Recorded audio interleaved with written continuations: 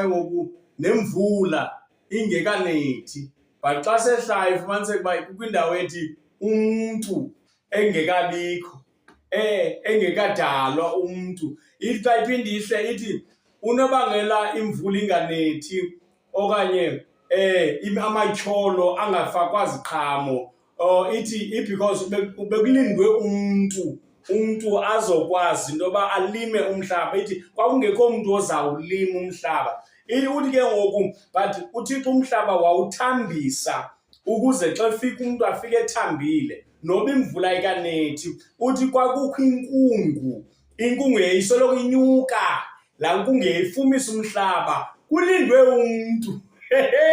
Kodwa jonga kwathini imvula awuzunetha, because ubake wanetha uzawuba ufama umdala kunomntu.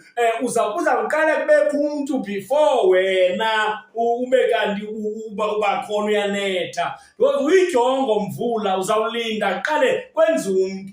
iBhayibhile wenziwa umuntu, ithi icaciso waphefumla uThixo. uNoncoko uyicacisa kahle uthi umntu waphefumlelwa wanikwa ubomi. Glory to Jesus.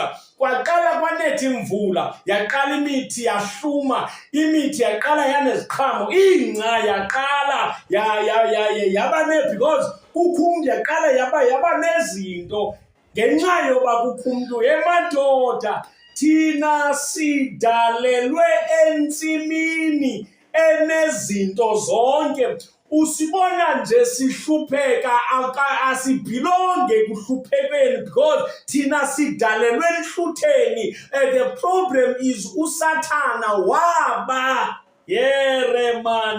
waba intsimi esasidalelwe kuyo. Glory to Jesus. Umntu nomntu unentsimi yakhe eneziqhamo. So inganamhlanje umntu nomntu angagqwathula emthini wakhe. Nkosi yam, akho need yoba siyofuna iintsimi zabanye abantu, sinezethu. Kuloo ndawo ukuyo uThixo ukunika intsimi yakho, gqwathula kuyo. Suyirhalele yomnye umntu, irayithi le yakho ikulingene. Sonke sineentsimi futhi zineziqhamo. Ungayideleli le ntsimi ukuyo yeyakho, gqwathula. Ingawonke umntu angagqwathula nanganga. Sendiqalile ugqwathula.